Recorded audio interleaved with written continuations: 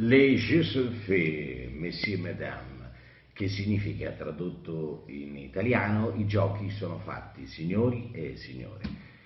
Anche se è più educato sempre dire signore e signori, ma la famosissima parità sui sessi è di là da venire, è di là da venire la parità, la parità. Ecco, la parità è anche un risultato sportivo, ma può esserci anche una sconfitta e una vittoria. È la stessa casa, la stessa casa, la stessa casa, la stessa cosa.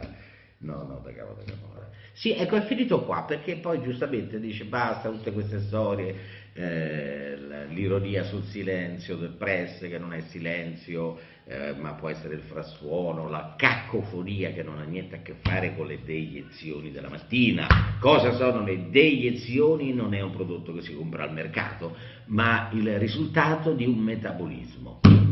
Oggi è così, tanto lo dici o non lo dici, cari signori, ma non è che non lo sapessi, è uguale, è uguale, è uguale, perché chi te vuol bene, e chi te vuol mal, te vuol mal. Domani è proprio così, domani abbiamo una partitaccia, Monterosi, Ostia Mare. Cosa dire? Cosa dire? Niente. Saremo nelle mani dei dolci piedi di un arbitro femminile di origine argentina che mi dicono ha il cartellino facile, specialmente quello rosso.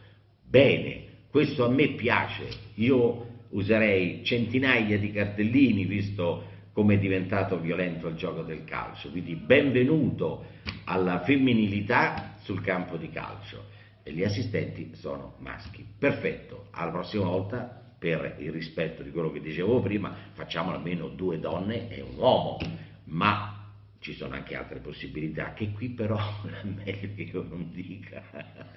E quindi, signori, facciamola finita, il campionato sta per finire e mancano un mese. Che succederà in questo mese? Solo gli astri lo sanno, ammettendo che gli astri lo possono sapere. Forse sarebbe più giusto dire solo altri lo sanno. E che significa? Questo povero press non lo sa e non lo saprà mai. Auguri, buone feste, quali? Quelle di Natale che arriveranno, di Pasqua e di Carnevale, e anche Ferragosto che viene prima. Buone vacanze, signori, buone vacanze. Io vi consiglio vivamente di mandare in vacanza i pensieri.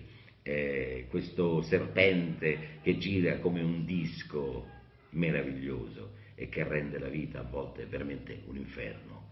Io vi prego, siate senza pensieri e è molto meglio vivere come un cane, cioè fame e sete.